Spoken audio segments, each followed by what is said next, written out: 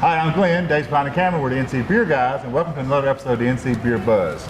It's a beautiful morning in Asheville. We found our way to Cox Avenue and the Asheville Brewing Company, and Pete was Langheinrich. Langheinrich, yeah. Langheinrich. That's not that didn't miss a do that. Yeah, pretty good. Agreed to get up this morning and come out and talk to us. Pete is the one of the partners here at Asheville Brewing Company. Some of you know it as ABC, Asheville Brewing Company, and he's also the head brewer here. Shares those duties with Doug Riley, who some of you also know. So thanks for having us in. Yeah, thanks for coming by. So you were saying earlier, we want to talk about you and also about Asheville Brewing. Sure. You've been involved in this here about 8 years? About 8 years now, yeah. Just came into town with my girlfriend at the time, wife now, and we were looking for a place to kind of settle down, really. You were a home brewer? Barely at the time, and just really loved beer. I was a craft beer nerd. Kind of came in and bumped into some people at a French Broad Brewing Company. Yep. A whole different cast now. There's still one guy that's still around, but I ended up becoming pretty good friends with them as I was working here in the kitchen, and they got me into stuff. You're kind of learning your craft over there, volunteering, being around the scene. So real low man on a totem pole, washing kegs, filling bottles, you know, putting labels on. You got to know it all. You got to know it all. You got to do it all. And you probably still do some of it, all of it. Oh yeah, of course. Yeah, definitely. But Doug was nice enough. You know, I was bugging Doug about, hey man, can I get some hours in the brewery? And finally, when he found out that I was calling off work here to work for free over there, I think he was like, when yeah, doing okay. free work, that tells you so much Come on motivation, in. doesn't it? Yeah, sure. I was super passionate basically from the get-go. I definitely realized I found something I was really interested in. And then kind of just hit the ground running here, and again started at the bottom, but just started picking books apart. And I think like a lot of people at the time, I was probably like the last of that group of people you could still kind of self-teach. And now it's a different ballgame. There's a lot of you're not going to get hired unless you have some credentials and some degree and some certification, all this stuff that you guys got self-taught. And we were reading the same books, and it's an interesting kind of way to learn too, because you're learning hands-on from the beginning. But yeah, and you don't have to unlearn anything that way. Some of these guys who just know it in the books, they've got to unlearn some things when you get to the real world. That's true. The technical knowledge you get from places like Siebel and UC Davis, which is it's great. It's incredible. Right. But once they get into the brewery, a lot of times they're like, and realize that some of the practical stuff is and so more many important. Things work different brewery to brewery. True. And every system is different. I don't care if it's out of the box. The way it's configured and set up and the way it's operated is different. And the way the head brewer wants it to be operated. Right. Yeah. Is different. So for our viewers who don't know, what is the system here at ABC? We have a 15-barrel system here, and this is our production facility. We have 12 30-barrel fermenters and 3 30-barrel bright tanks. We have a little 15-barrel fermenter we do some smaller batch stuff with.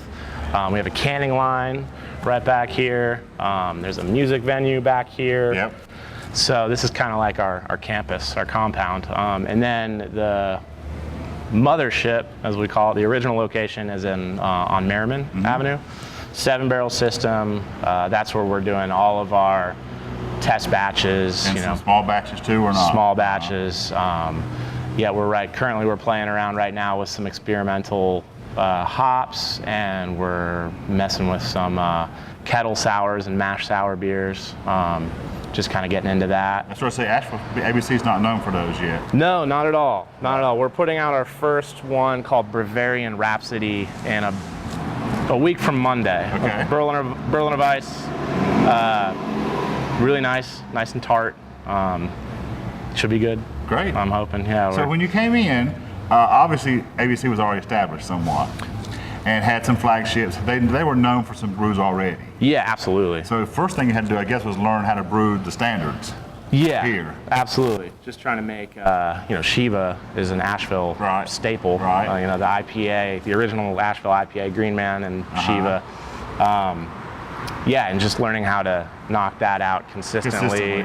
Every batch, and over the years we've just tightened that process up more and more, just ever evolving, ever honing our process.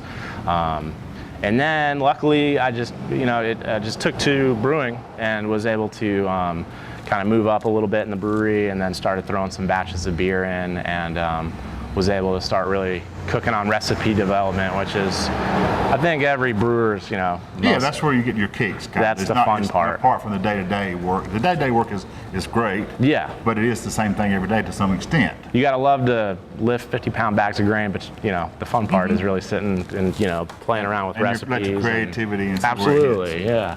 So what's some things that we might know that have hit that you had a hand in? Asheville, the black IPA, Perfect Day, which is been one of our more popular. It's kind of like the new school IPA. It's big, dry hopped, over 3 pounds per barrel, where Shiva is still held on to that classic West Coast. It's not over the top. We had 2 of those, the Draft Punk and A28. We do a lot of pales and IPAs here, but and then we've done a bunch of small batches too. That some that may have been popular, some that we're always working on. So in 8 years, you've seen the Asheville beer scene just explode, change exponentially. I mean, you just can't even imagine. Yeah. Did you know? Did people know it was coming in those days? I feel like, yeah, you could sense something was happening here, and it was already a scene. Yeah, it was already a scene. That's right. And that probably helped push me into it. I was just like, this is great. The community of people here was already, amazing. The friendships between brewers was already there. It's a competitive environment, just like any business, but it's a collaborative effort. Yeah. And the craft beer drinkers were here already. They were already here. They were already ahead of most of the state, at least. Sure. Yeah. Already higher IQ, beer IQ than most places. But what's happened down here in the South Slope and Western North Carolina, and along with just Asheville, it's incredible. Sure. It's incredible. The fact that there's 6 breweries, walking distance from where we're sitting is. And then the big boys come into town. And then the big boys coming into town. Yep. Sierra and Oscar. New Belgium's going to be next year, maybe a bike ride down the road here. So. What does that mean for you as a brewer? How does that challenge you, or what does it mean? Well, I think it forces us to just continue to evolve, make sure we're tight, because those guys, Sierra sets the bar, in my opinion, for craft brewery. New Belgium too. Oscar Blues, those guys, they kind of let you know what it is to be, really, really on point with your brewing. So we've got to get better. We've got to get more creative.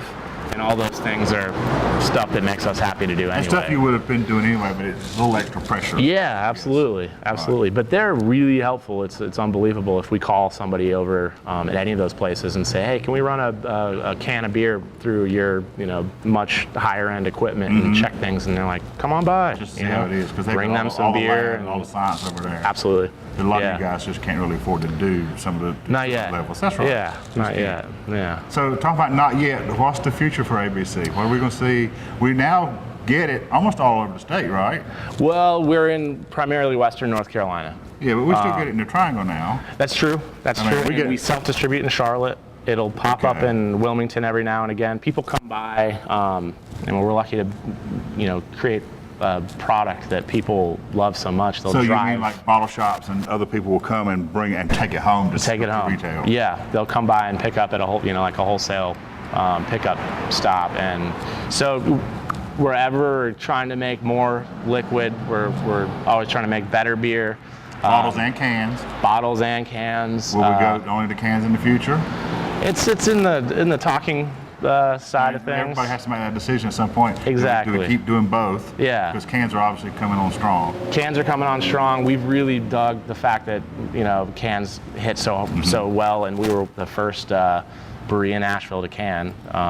Obviously, Oscar Blues canned before us out west, but in Asheville. So we'd love to go in that direction, but drinking beer out of a bottle is still a fantastic thing. That's right. There's a lot of beers that just seem like they should be destined for a 22-ounce bottle. So you're old school thinking there. Yeah, there is. Yeah. That tradition, that feel of a bottle. And it's kind of that 2-person thing. You grab a 22-ounce and you kind of share a glass. And we don't want to lose some of that. It's true. All the cans are so efficient and for so many reasons. You can pack them in to a backpack a lot easier. And on the beach. On the beach. On a bottle, no glass. Yep. Music festivals, cans only. So We're thinking about it. We would love to. We're kind of weighing our options. We're kind of seeing Okay. how it'll shake out. And do we fill growlers here or not? Do growlers, half growlers. We do a lot of stuff in our 22-ounce bottles for small batch stuff. I think there's 6 or 7 batches of beer available in 22. We have a growler filling station and a carry-out delivery place in South Asheville. Okay. So we're trying to cover the. Just a small little. Yeah, it's outlet. a small place, but you can go in there, get a growler filled, grab a 6-pack, get a pizza, or you can get them delivered, which is kind of nice. All right, that's the other thing we should say. We haven't even talked about the food. Yeah. I mean, unlike a lot of places we're in Asheville and other places, the brewery here, you can always get food. Yeah, that's helpful. And good food. It kind of lets people drink another beer, But when you're ready to go. It's unique. I mean, people talk about going to a brewery, they always think they're going to be stuck with food out of a food truck. Sure. Or taking in for themselves or order in. Yeah. And of course at Asheville Brewing Company, they've got the great pizza, which is you're known for. Sure. And then other great entrees too. So Voted best pizza, in Western North Carolina, several years. Best. It's a real family-friendly environment here too. And we're on the patio, and of course it's dog-friendly out here. Yep. I don't know about inside. Inside, no dogs, Okay, but out here gotcha. we have a dog event, a Wet Nose Wednesday. Yeah. And people come out. There's tons of dogs. Like every out here. Wednesday. Yeah, and we give you a free dog bandana, and it's that kind of environment. There'll be kids playing beanbag, cornhole. Family and dog and the whole bit. That's yeah, great. but it's still it's still a cool enough place that you can come and hang out at night, and it's got that kind of tasting room bar. And then with the music atmosphere. scene too, it's got a little bit of something for everybody. It is, yeah. We're ever kind of expanding in this direction and just kind of making it a destination spot. That's great. So when you're in Asheville next time and you want to go to a brewery, hit all the breweries. When you get ready to eat and come to a brewery, come to ABC. That's right. Yeah, that sounds good to me. So for Dave and Glenn, this is another episode of NC Beer Buzz from Asheville at Asheville Brewing Company, not just ABC. And until next time, we'll remind you to drink local and keep your beer dollars in North Carolina.